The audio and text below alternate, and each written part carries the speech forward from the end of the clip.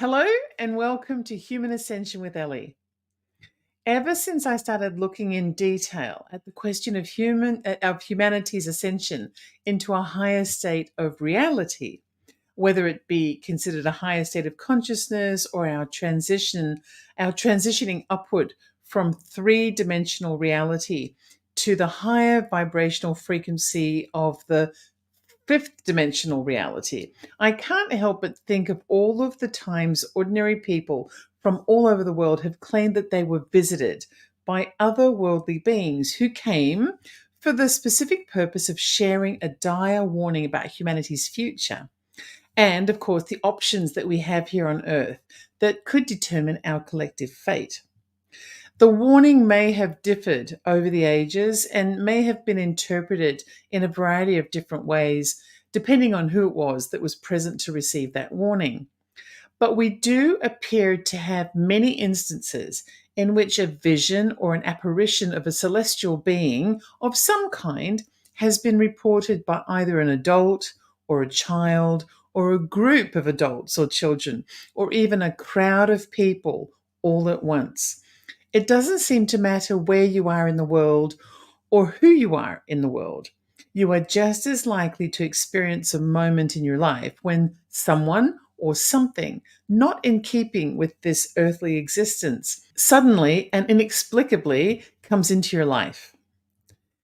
These episodes have been reported to have taken place quite consistently over the past few hundred years, and they have ranged from spiritual or religious by nature types of encounters, from that to something more closely resembling an encounter of an extraterrestrial origin.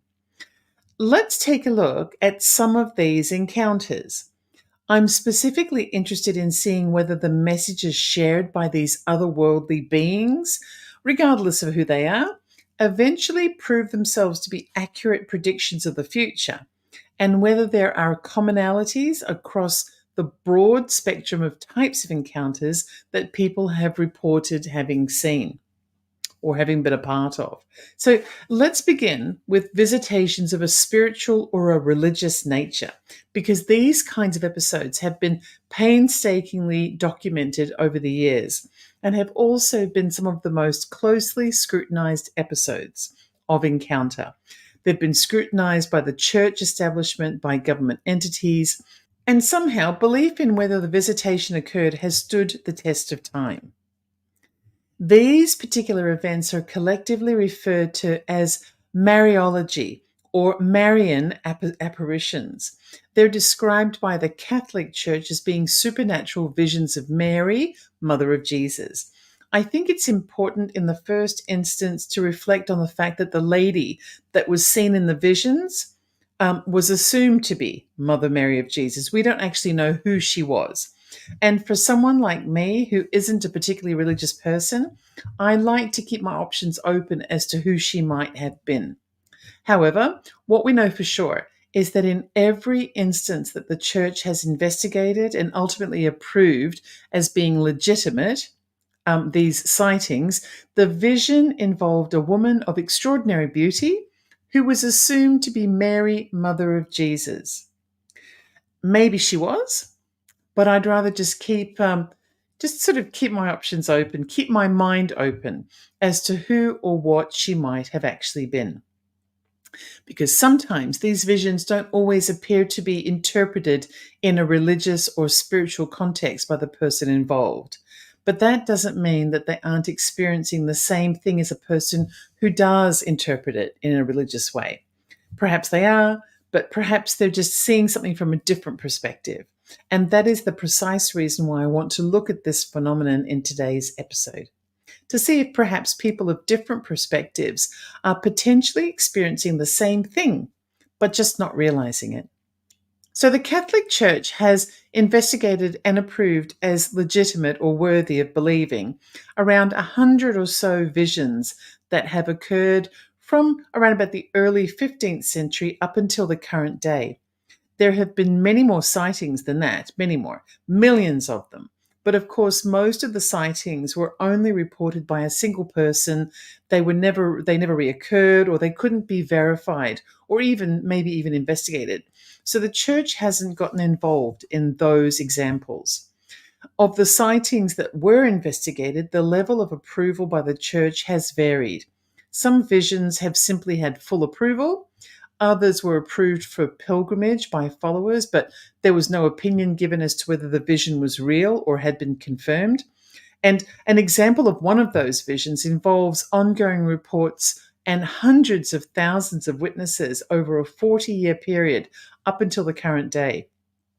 This particular vision has been taking place in Bosnia since 1981 and has included astrological phenomena like, for example, the miracle of the sun, which is said to be when the sun appears to be following a cycle of changing colors in the sky and then appears to grow larger and larger as though it's falling downward towards the earth before, of course, it returns back up again. Also, there have been reported healings taking place, metals changing from silver to gold, and other seemingly impossible phenomena at the site. This particular series of visions has been approved by the current Pope Francis in 2019, and thousands of people travel to Bosnia to be part of these sightings every year. So let's look at some of the most recently reported visitations by the lady in which she shared a prediction with the experiencers. In 1858, for example, a 14-year-old girl in Lourdes in France reported a visitation by the lady while she was gathering firewood out in the countryside. She claimed that the woman directed her to a nearby spring and predicted that that spring would give healing to many people. Since that time, over 60 different medical cures have been directly associated with those spring waters. The church has deemed the encounter miraculous. As recently as 2014, an independent scientific study was published in the Journal of the History of Medical and Allied Sciences about this phenomena, which states that the cause of these 60 episodes of healing are, and I quote, currently beyond our knowledge and impressive, incredibly effective, and continuing to await a scientific explanation, unquote. In 1917, 3 children in Fatima in Portugal reported a visitation by a lady who subsequently returned at the same time and day every month for 7 months. The lady accurately predicted the early death of 2 of the children. And as the visitations continued, more and more people gathered to witness related events. On the final visitation day, healings are reported to have occurred, along with the miracle of the sun. These phenomena were witnessed by around 70,000 people who were gathered at the time of this last sighting. The lady gave a number of predictions which are referred to as Fatima's secrets. One was a prediction of the end of World War I and the start of World War II. Another related to the fate of various popes, bishops, and other church followers. Pope John Paul gave thanks to the Lady of Fatima for having saved his life as a result of these predictions. He was shot in 1981 but survived because of the warnings that he claims she had given about his future. And another prediction was framed as a request by God to consecrate Russia to the Immaculate Heart of Mary. What this meant was that the church should perform a ceremony to acknowledge the divinity of Mary as it relates to the country of Russia. The way the prediction went was that if the consecration didn't occur, Russia would continue to spread wars around the world, but that if it did occur, then peace would ultimately prevail. Strangely, no consecration of Russia occurred until 2022, nearly 100 years after the prediction. Shortly after the day of the initial Russian invasion of Ukraine, suddenly Pope Francis performed the consecration ceremony for both Russia and Ukraine. We are yet to see how that impacts the world or whether it does at all. In 1973, in Yuzawade, Japan, a nun reported seeing one of the convent statues of Mother Mary illuminate and also begin crying. She claims that she also received messages, seemingly, from the statue, despite the fact that the nun was deaf. Over the next few years, that same statue was found to be crying on 101 different occasions, and the phenomena was even recorded for broadcast on Japanese television. It was witnessed by many, many people. There were also 4 instances, some lasting days at a time, in which one of the hands of the statue was seen to be bleeding. I actually recall seeing news reports about this myself when I was a child, all the way over in Australia. The reports were that the Mary statue had been carved from a single piece of wood and it stood 3 feet in height. There was no known way for the bleeding or the crying to occur. The messages that the nun received were apocalyptic in nature and prophesied what would occur if humanity didn't act in better ways. The prophetic elements of the messages are stated as follows, and I quote, "As I told you, if men do not repent and better themselves, the Father will inflict a terrible punishment on all humanity. It will be a punishment greater than the deluge, such as the one that we will have never have seen before. Fire will fall from the sky and will wipe out a great part of humanity, the good as well as the bad, sparing neither priests nor faithful. The survivors will find themselves so desolate that they will envy the dead. The work of the devil will infiltrate into the church in such a way that one will see cardinals opposing cardinals, bishops opposing bishops. The priests who worship me will be scorned and opposed by their colleagues. Churches and altars will be destroyed. The church will be full of those who accept compromises, and the demon will press many priests and consecrated souls to leave the service of the Lord. The demon will be especially cruel against souls dedicated to God. The thought of the loss of so many souls is the cause of my sadness. If sins increase in number and gravity, there will be no longer pardon for them." Unquote. I found this particular set of predictions quite interesting. This was given to the nun in early 1975. It was actually the lady's last message communicated to the nun, as previous messages had been conveyed, but they were more general in nature and didn't include predictions or, warnings of any kind. This one did. And what I find interesting about it is that it appears to be in play right at this very moment in time. Possibly because, remember, when it comes to this kind of thing, perceptions and perspectives can differ among people. So let's just look at this a bit more closely. The lady who appeared to the nun in Japan between 1973 and 1975 ultimately told her that the devil would enter the church using a demon to infiltrate the minds and hearts of the faithful church followers. The demon would turn church leaders against each other, and some places of worship would be destroyed, and that many of the religious faithful would actually be remaining in the church but sitting in alignment with the demon. Those followers would have compromised their faith in order to follow or succumb to the demon's trickery. So all I've done here is that I've modernized the language of the prediction slightly to help us to identify how it might be happening right now. So you tell me, is there something happening in the world today that has the church divided? Is there a demonic kind of presence that has infiltrated many church believers? And are they compromising their faith in order to follow and perhaps even worship that demonic presence? Before we get carried away, think about what the word demonic actually means. It means fiendish and diabolical. A demon is a creature that creates chaos and torments people, terrorizes them, acts like an emotional monster that leaves them in a panic, feeling fearful of a presence that seems evil, even if it can't be perfectly defined or recognized. Does any of this sound familiar to you?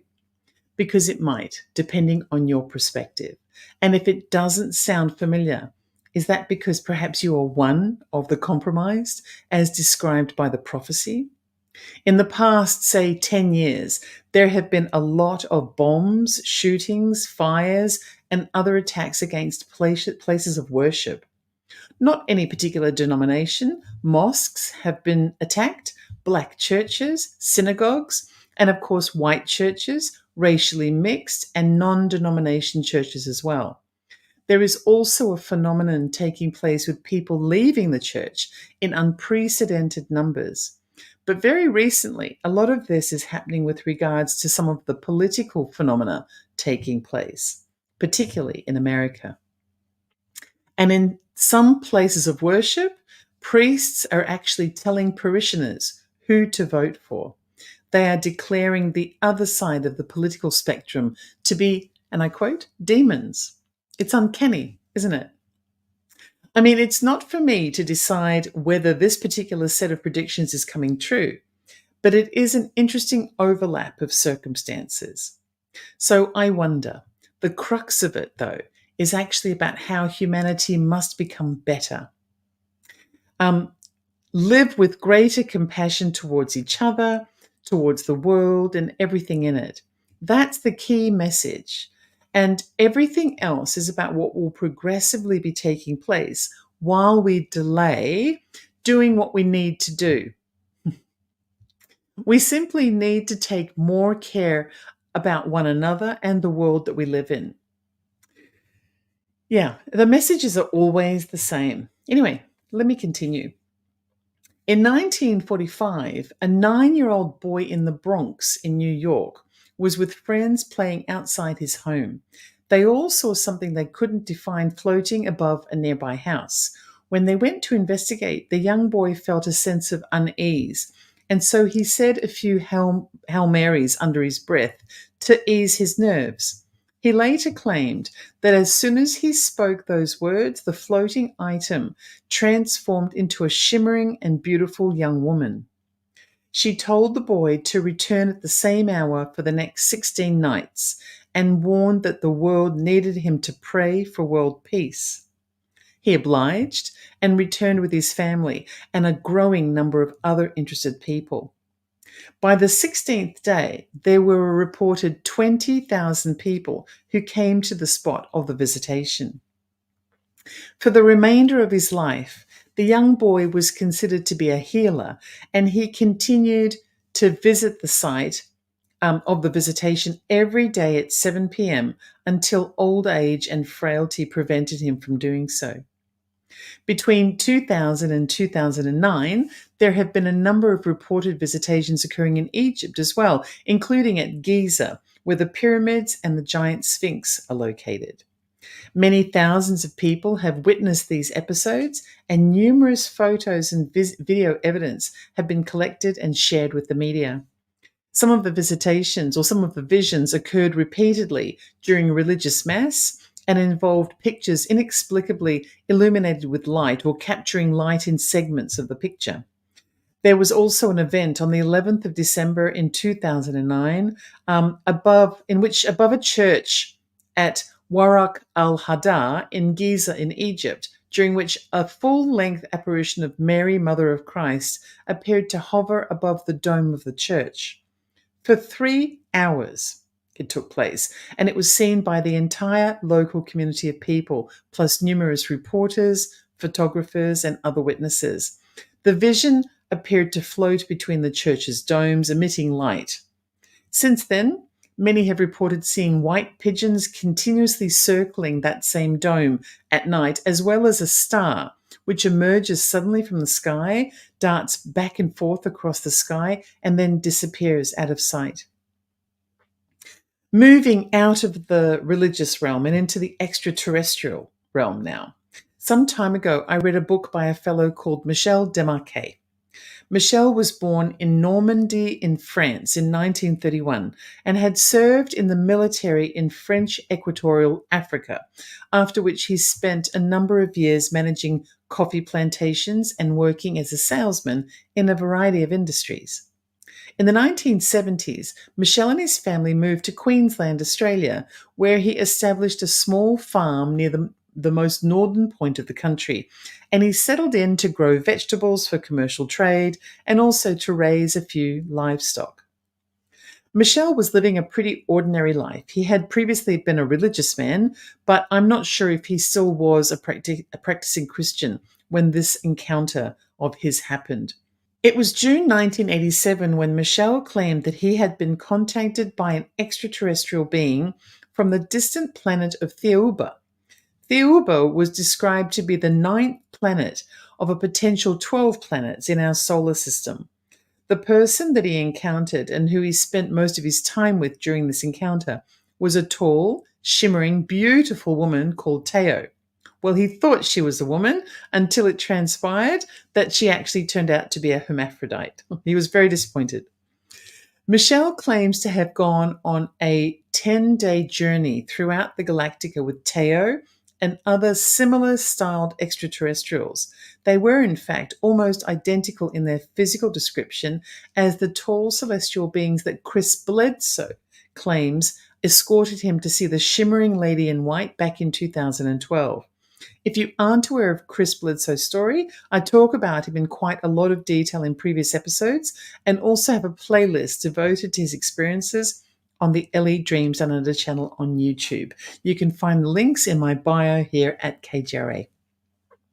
So anyway, during Michel Desmarquet's journey around the galactic area, the galaxy with the extraterrestrials, he was given a number of warnings that he was instructed to share with all of humanity. The warnings were detailed in nature and related to 5 or 6 different general topics. These included environmental degradation and the responsibility for humans to protect the Earth and act as stewards for the planet, including advice for conservation of the planet, sustainable practices, and the protection of natural resources. These advanced extraterrestrial beings also instructed Michel to write a book about his experiences and to outline in detail the warnings that they were sharing with him. Other topics for discussion that formed part of these warnings related to greed and over-reliance on materialism, the controlling nature and misuse of money, risks associated with religion, and in particular the design of religion, which was described as being for the purposes of controlling and misdirecting humanity for the benefit of a small group of elites. They also warned about reliance upon the current governmental system of control and the need to replace current societal and political systems with something closer to or more akin to a global brotherhood. And I think that included bartering systems rather than money as well. When it comes to the topic of universal brotherhood, the extraterrestrial beings emphasize the need for people to demonstrate more compassion towards each other and to have greater respect for issues of diversity, including nationality, race, spiritual belief, and they warned that hatred and division was destroying humanity's chances for survival from within. The extraterrestrials also cautioned against the misuse of advanced technology. They highlighted the potential dangers of nuclear weapons, genetic engineering, and artificial intelligence. Now, we are talking about the 1980s here. And so, yes, artificial intelligence probably existed, but it was very immature, at immature stages, or in its early form. This was a time when artificial intelligence wasn't even universally known about or used at all. And it wasn't heavily used by countries or companies or governments in any significant way either. Yet somehow the extraterrestrials, or perhaps even just Michel Desmarquet, seemed to be well aware of the dangers of things like artificial intelligence. The extraterrestrials also warned about the types of energy consumption humanity was utilizing and warned specifically against the over-reliance on fossil fuels. They questioned why people didn't experiment more with hydrogen energy and suggested that those same elites in society who want to control others were putting the Earth and its people in danger with their greedy monopolization of energy systems and choices. The extraterrestrials also expressed concern that humanity lacks awareness of its place in the cosmos. They encouraged a wider perspective and that humanity should acknowledge and learn to better respect the interconnectedness they have with all living things and also life on other planets. Michel Desmarquet returned home after 10 days of travel and told his family of his experiences. His wife and daughter didn't believe him. In fact, his wife and he eventually divorced after this experience. And one of the key reasons why is because he refused to ever say that the events of June 1987 didn't happen. She simply didn't believe him, and he simply stuck to the story. He had said it was 100% true. He also spent the rest of his life experiencing tremendous backlash for his story. He wrote the book that he was instructed to write, which can be found with two possible titles. It was originally called Abduction to the Ninth Planet, and then was later republished, I think after his death actually, under the title Theuba Prophecy. Michel tried to get the book published for 5 years, but he insisted that his story was true. And while the publishers were happy to publish his book, they wanted to do so as a science fiction book. Michel refused to allow that and insisted that the book be published as non-fiction. And so he ended up having to publish it himself. He got some interest from the UFO community when the book first came out, but quite a number of people put him under pressure to become a figurehead or a spiritual leader based on the principles of the book. Michel refused, saying that his purpose was not to lead others. He was simply the person who'd been told to write the book. This led to conflicts between Michel and those in the UFO community who wanted to find a central figure to worship or follow. Ultimately, Michel stuck to his story until his dying day. His son believed him and supported him all throughout his life, but his former wife and his daughter never did. He gave a few lectures about the messages he'd received from the extraterrestrials to university students here and there. I actually have seen a video of one of those lectures that he gave to a university in Australia. And he wrote a few nondescript fiction books that never really took off. But it seems he began to feel an increasing sense of ridicule and backlash about his experiences, which left him feeling somewhat bitter as the years progressed. Having read his book, I think he also allowed some of his personal ideas about what's right and wrong to bleed into his interpretations of his experiences. And that probably caused him extra backlash. But you know what? He was human, just like we all are. And even if his experience had a few flawed memories, he had been instructed to undertake a mammoth task by extraterrestrial beings that didn't appear to appreciate the burden that this would have placed on one man. Michel Desmarquet ultimately left Australia and moved to Vietnam, where he lived a quiet life until he died in 2018 at the age of 86. I recently interviewed a fellow who traveled to meet with Michel Desmarquet in Vietnam just prior to his death. Michel was still very much devoted, according to my interviewee, to his recollections of having met an impossibly beautiful, shimmering, otherworldly, female-like being who imparted crucial messages that implied dire consequences for humanity if left unheeded. What makes Michel Desmarquet so interesting is that he, just like Chris Bledsoe, stuck to his story relentlessly, even if it meant a lifetime of backlash and no real benefit to his life whatsoever. And whether you like the man or not, that quality in a person is something that adds to their credibility. Why stick to your story if it means you end up having to hide away from the world? Why not just let go of your story if it will make life easier? Unless, of course, the story is a genuine recollection of your experience. So the interview that I did with regards to Michel Desmarquet appears on the Ellie Dreams Down Under channel, and it's called Extraterrestrial Warning to the Earth. You can find it in the UFO playlist at Ellie Dreams Down Under on YouTube. I won't go into much detail when it comes to the ghostly version of similar visions. There are, however, examples all over the world that have been documented and observed by millions across a span of hundreds of years that we know of, where a ghostly figure of a lady dressed in white appears in a church or a house or in any location, really. Some of the encounters have involved a single experiencer.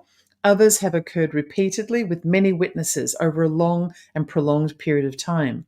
Some encounters have been photographed or filmed. Generally, there isn't much in the way of messaging when it comes to ghostly apparitions, but the lady in white still seems to be a theme that crosses the boundaries of faith, spirituality, and the paranormal. So why do people see the same sorts of beings of reported female form, but perceive their encounters in so many different ways? I thought I'd rummage around and see if I could find explanations for these different perspectives. And yes, I actually found a really thorough source of information about this from reference information that usually informs the psychology profession. So let's take a look at it and see what the psychology experts have to say about why we see these things and interpret them in lots of different ways. Apparently, there are 6 general different reasons why people who experience phenomena such as the otherworldly lady, regardless of which form she takes, 6 reasons why people might interpret their experience in different ways. The first reason relates to the person's predisposition to believe certain things. People tend to be born into environments with established beliefs, and they grow up learning how the world works in accordance with those beliefs. They may splinter out into new areas and learn different beliefs, but regardless of what their beliefs are, they will have expectations about what their experience means to them. And those expectations will be based on whatever it is that they believe or don't believe. So, in the first instance, in order to see anything at all, you have to believe in paranormal phenomena. That's what the psychologists say, regardless of whether it's a ghost or an extraterrestrial or a religious figure. If you don't believe that there's some kind of a being outside of terrestrial nature, then psychologists say that you're unlikely to see anything. Our perception of the world is influenced by our expectations and our needs, and our beliefs will kick in when sensory information we're receiving is ambiguous. So, for example, if we don't really understand what we're looking for, or if we don't really understand what we're looking at, our mind tends to err on the side of what we understand. And what we understand is obviously going to be based on our beliefs. The second reason relates to personality and cognitive style. Psychologists believe that a person's personality traits play a major role in what it is that they believe, that they're seeing. Some people are more open to mystical experiences and others are far more skeptical. Cognitive style is about how we interpret ambiguous things that stimulate our senses. For example, if you're a believer in the paranormal and you live in a house with creaky floorboards or cold spots in the air, you might interpret those creaky floorboards or cold spots as being signs of paranormal forces of some kind. And if you aren't a believer in the paranormal, then you might just believe that there's an air leak in one of the windows, or a nail is loose in the floorboards, and that the house is settling into its old age. The third reason relates to religious background. Psychologists believe that a person's religious belief will shape their perception. For example, if you have a Christian background, you may be predisposed to see religious icons like the Virgin Mary. If you have an Eastern spiritual traditional background of beliefs, this might influence you to interpret your encounter as being one of a benevolent spirit or a celestial being. If you are an atheist or an agnostic, you may actually be less likely to receive any kind of supernatural perceived encounter, particularly of a celestial or spiritual nature. Now remember, this is how the psychologists explain the differences in perception. I have a different view, which I'll tell you about a little bit later in this episode. Here's me arguing with the psychologists. Psychologists also say that there is a fourth reason why people's perceptions of what they've encountered may differ, and that relates to their level of fear and anxiety. Fear is something that's described as being able to open or close your mind to paranormal experiences. And also it cross-references with religion, because religion is known to ease people's anxiety when it comes to death, but it may paradoxically increase their anxiety and sensitivity to visions of ghosts and spirits during their lifetime. The reason for that is a bit like telling someone not to think of a pink elephant, which of course tends to make them immediately think of a pink elephant. Religious teachings, especially the Christian religion, involves warnings of demonic apparitions that are attempting to sway a Christian's faith.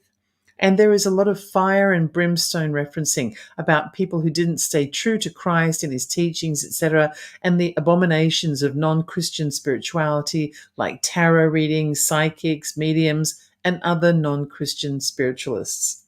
So if a person with deeply held beliefs of religious-based apprehension relating to the occult or non-Christian spiritual encounters may often see things that they interpret to be satanic or demonic, or conversely, they may interpret their visions as being safely Christ-like or Virgin Mary-like, so that they can reassure themselves that they aren't being tempted by the dark forces.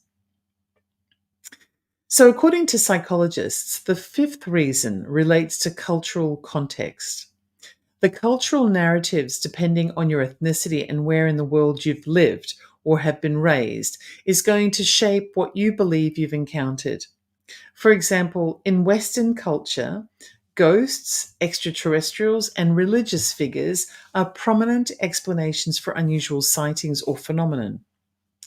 But in indigenous cultures, nature spirits or ancestors may be believed to be the explanation of what's occurred. So indigenous people who happen to see something unusual or a very strange, inexplicable phenomena around them are likely to interpret that as being one of their ancestors coming back to communicate with them. That's really interesting. And then the sixth reason that psychologists believe we differ in our perspective of what it is that we're encountering when it comes to an unusual phenomenon or phenomena relates to our evolutionary predisposition. They say that humans may actually be evolutionarily wired to perceive mysterious or threatening entities. And so ambiguous environments or things that trigger stimuli may also trigger our alertness. It's a bit of that flight or fight kind of theory, I guess. So if we see something that we don't understand, for the evolutionary reasons, we are predisposed to conjure up a threat of some kind so that we know that we have to run or fight or play dead. Yeah, I'm not sure that I actually can be sold on this last one. I think that telling us that we have an evolutionary wiring inside us that makes us conjure up a lady in shimmering white, in a shimmering white gown, floating 6 feet above the ground with bare feet, is just pushing it a little bit too far for me. But what do I know? I'm not a psychologist. So that's what the psychologists say. Then again, an increasing number of psychologists, and that includes certified university trained degree holding psychologists, an increasing number of those kinds of psychologists are also beginning to embrace the spiritual side of healing the mind. I happen to personally know a psychologist here in my local area who has 2 practices operating side by side. 2 to 3 days a week, she offers the traditional psychology practice where she uses her university taught methods of psychoanalysis to help people to heal in that traditional way. And then 2 to 3 days a week, she has a spiritual practice operating from the same location where she undertakes energy healing and taps into the Akashic records. That's something. So, how do psychologists explain that phenomenon? Which of the 6 reasons do you suspect they would apportion onto this particular psychologist, who is a traditional psychologist 2 to 3 days a week, and then an energy healer for the other 2 to 3 days of the week that her practice is open? I do respect our sciences tremendously, in fact. However, I also believe that all of the sciences, and that includes psychology, don't account for everything that occurs in the life of every human everywhere in the world. And there are so many people out there, regardless of where they live in the world, how old they are, what their beliefs are, and what the influences are in their life, their experiences, their family upbringing, their preferences, call it whatever you like. Regardless of what names or descriptions we use, there are millions of people out there in the world who have experienced so many extraordinary things.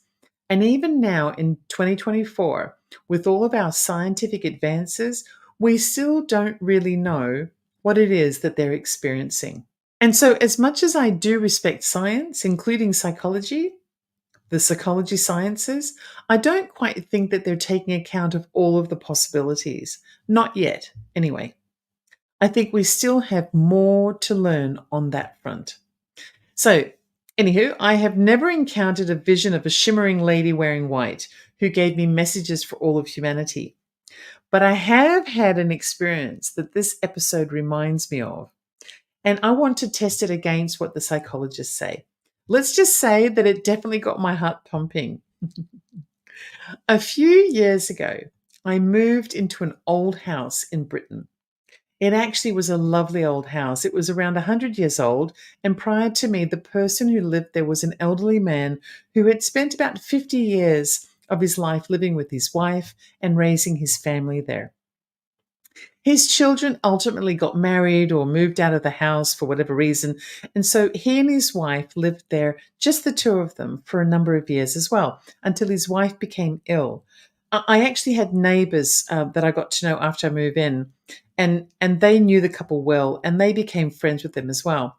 They told me about the couple's story. The wife had become ill and was bedridden for a few years, with her husband acting as her carer.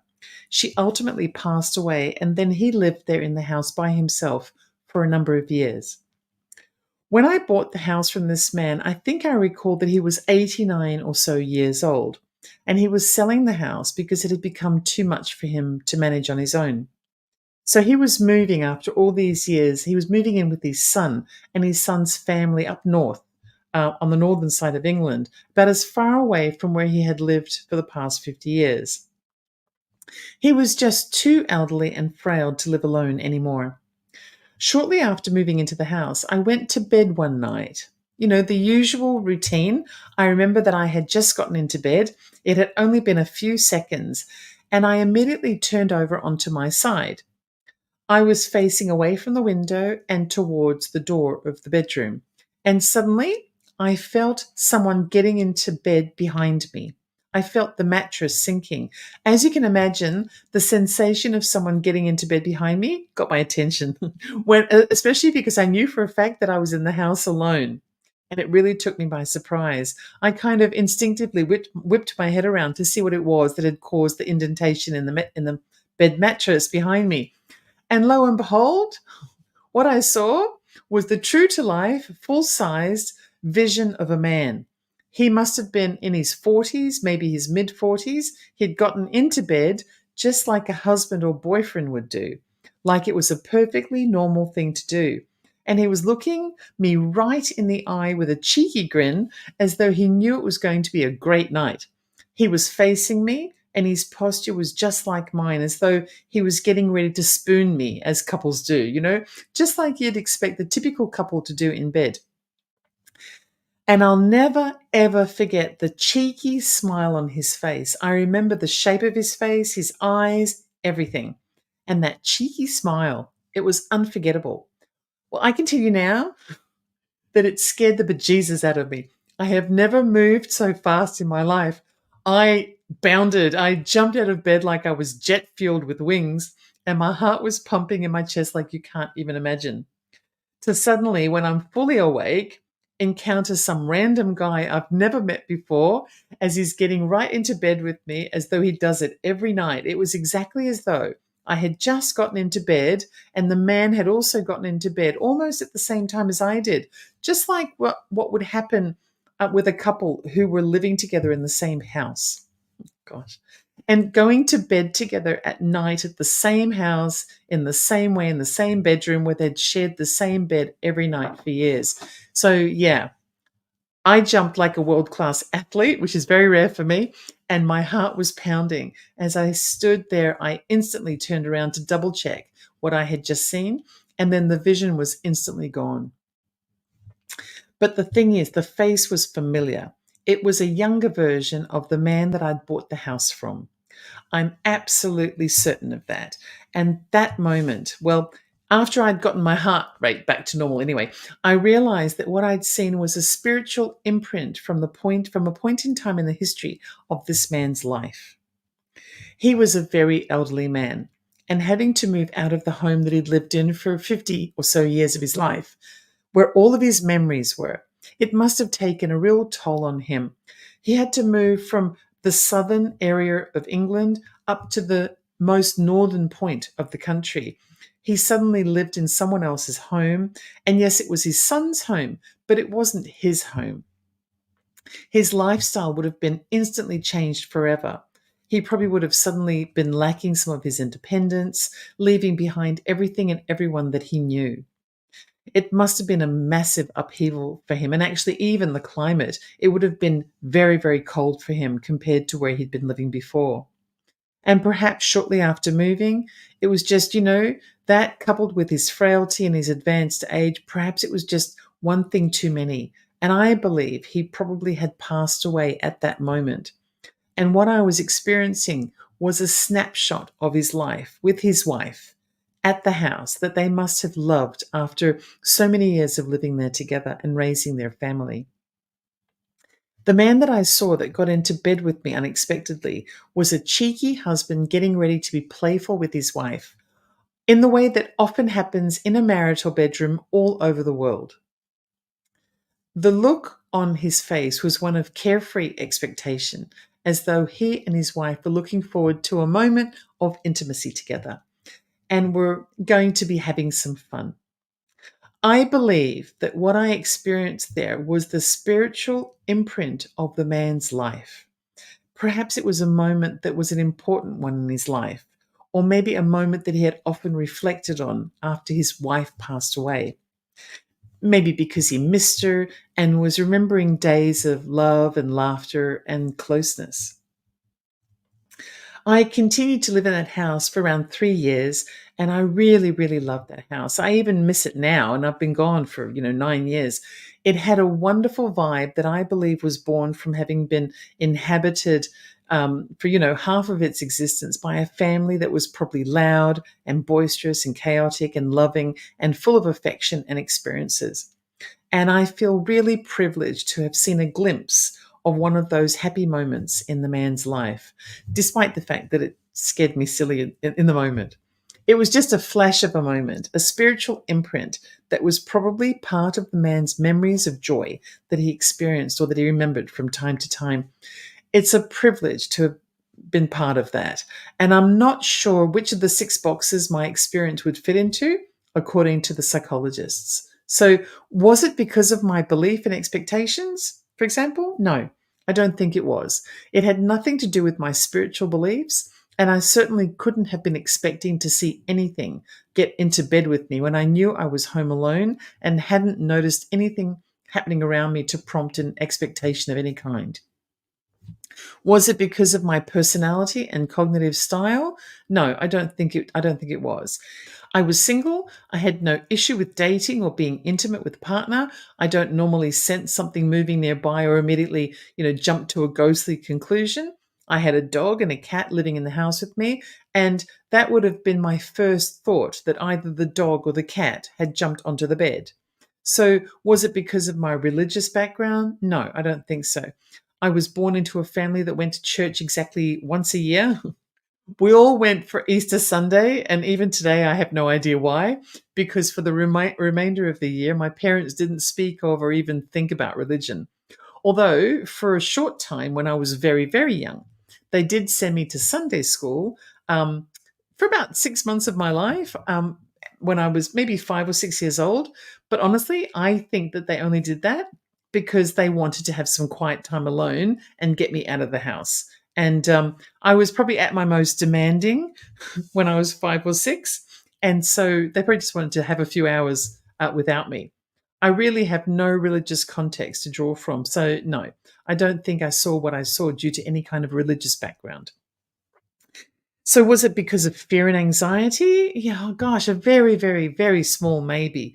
I mean, I don't remember being afraid of anything in that house. It wasn't my first night in the house. It must have been maybe 3 to 6 months after I'd moved in. So there wasn't any reason to be fearful or anxious. I'd already settled in. I had also lived with a dog who always had my back. He was very protective. The street was friendly and uneventful. Nothing scary had happened to me that might have put me on edge. But, a very small maybe. I guess I'll just keep my mind open to perhaps it being a maybe. And it's a very generous maybe. The only thing I can think of that was that maybe there was something else in my life or my job or a relationship or something that was nagging at me at the time. And maybe I transferred my anxiety about that, which would have been very mild anxiety, if anything at all, onto that moment instead. I'm really pulling real hard to find something here. Was it because of a cultural thing? No. I can't even think of how that would fit. It was such an unexpected moment that I'm even stretching myself to consider it anything other than purely spontaneous and unprovoked and unexpected. And finally, was it an evolutionary predisposition? So when I feel an unexpected sensation, my first evolutionary inspired predisposition is to believe that some stranger has just jumped into bed beside me. I don't know. Given that nothing like that has ever happened before or after this single incident, I'm obviously not predisposed to think that kind of thing. So a firm no on that one. I fully believe with 100% of my fiber, my being, that I experienced a spiritual imprint of a moment in the life of a man who'd lived in my house before me. And there is nothing in the world of science to explain that. Not yet, anyway. And so when it comes to the many millions of people in the world from all kinds of ethnicities and cultures and beliefs and lifestyles who suddenly report having seen a female being of otherworldly origins, whether she be extraterrestrial, celestial, or ghostly in nature, and she seems to be shimmering and white and impossibly beautiful, or wearing white and impossibly beautiful. Well, I think that if we set aside the wishful thinkers and the wannabe experiencers and the mentally impaired and the fame chasers and the people with poor vision, or those who've been duped by a trick of the light or a practical joke, if we weed out all of those kinds of people, because, admit those people do exist, we are still left with a very large number of people representing every country of the world who have seen what they have seen. And it makes me wonder if perhaps there are two possible explanations that science is still trying to wrap its head around. The first is the explanation relating to parallel reality, and the second is the concept of perceived reality. Parallel reality is also sometimes called multiverse reality, and it relates to the existence of multiple universes that coexist simultaneously. Each universe may vary slightly or even drastically. Every universe exists independent from every other universe, and it has its own physical laws and constants and conditions. Everything that occurs in every universe allows the realities that exist to shift within their own universe, but also perhaps for a moment, an aspect of one universe can somehow sift into a different universe, like a glitch in the matrix of that universe, or like a small tear in the fabric that keeps each universe separated from the other. Maybe these visions appear as a ghost in one universe and a celestial being in another universe and an extraterrestrial in another universe, or the Virgin Mary in another universe. And maybe the vision of the cheeky guy who jumped into bed with me was simply a glitch in the matrix of this universe that allowed the briefest of glimpses from an alternative universe or an alternate universe with a younger man whose wife was still alive, to peek for a moment into the universe where I exist, in the version of reality that placed me in the same place in the same moment. And of course, the other concept is the one of perceived reality, and it's very simple. And that relates to the idea that we live in the reality that we create for ourselves. So some experiencers who encounter a lady of otherworldly existence perceive her to be a religious icon because that is the reality that they have created for themselves. Another person may create the reality where she appears as an androgynous or hermaphrodite extraterrestrial or a ghostly apparition. No two people can be guaranteed to experience exactly the same reality if this is the case, because the concept of reality is subjective and individualized under this theory. And so it doesn't really explain those phenomena that were simultaneously witnessed by 20,000 or so people, like the vision of the lady in the sky that was experienced in 1945 in the Bronx in New York, or the Lady of Fatima vision, which included as many as 70,000 people in Portugal in 1917, when the sun shifted from one color to another and another and another, and then grew in size so rapidly that people en masse became panicked because they were certain it was falling down onto the earth. You know, there's another possibility. Maybe it's none of the things that we think it might be. Maybe there is more that we simply don't know anything about yet. But what remains is the recognition that something out there is trying to warn us. Over and over again, humanity is being told to please, please, please do better. Spend less time hating each other, judging each other, and making each other and everything around us suffer and deteriorate. The messages we keep getting are that we need to be more compassionate towards one another, to preserve the earth and everything in life, and to act as a guardian towards all forms of life, whether it's animal or vegetable or mineral, because our very existence relies upon us choosing to be better, less greedy, less cruel, less intolerant, less uncaring or dismissive, and more kind, more inclusive, more aware of our interconnectedness with everything in the universe. And finally, you know, there is another possibility that I think nobody has really thought of before. What if all of the different ways in which people experience different types of strange and unusual phenomena actually has nothing to do with us at all? What if it all boils down to an entity out there that is desperately trying to communicate an important message, but we just aren't listening? And so they keep trying new ways to reach us. They try the spiritual route, but it falls on deaf ears. So they try the alien messenger route and nothing from us at all. And so they try glitches in the matrix and freak storms and wars and sinkholes and pandemics and chronic illnesses and heat waves and religious visions and mental illness, world poverty. And, you know, what does it take for us to finally get the message? When are we going to get the message that they're trying to send us? When are we just going to listen to what we're being told? Perhaps it is simply a matter that we are being told that we have a choice to make. We're reaching a crossroad. We can choose the path of ascension and progression forward into a higher frequency, something better, something lighter, and closer to the utopia that we all crave. Or we can choose the road that ultimately leads us to nowhere. When are we just going to shut up and listen? If you'd like to know more about what I do, then visit me at Ellie Dreams Down Under on YouTube. You can also find me on Facebook, Threads, Instagram, Patreon, and Shopify. Just look for Ellie Dreams Down Under or visit my YouTube channel for all of my social media links. And don't forget to check out Patreon for extra content on today's topic and a wide variety of ad-free videos.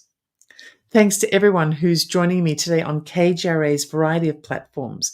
Don't forget that if you'd like to become a member of the KGRA broadcasting community so that you can chat with like-minded folk during any of KGRA's video broadcasts, just use promo code Ellie, that's me, to get 30% off your subscription. That's it for today. It's been a pleasure.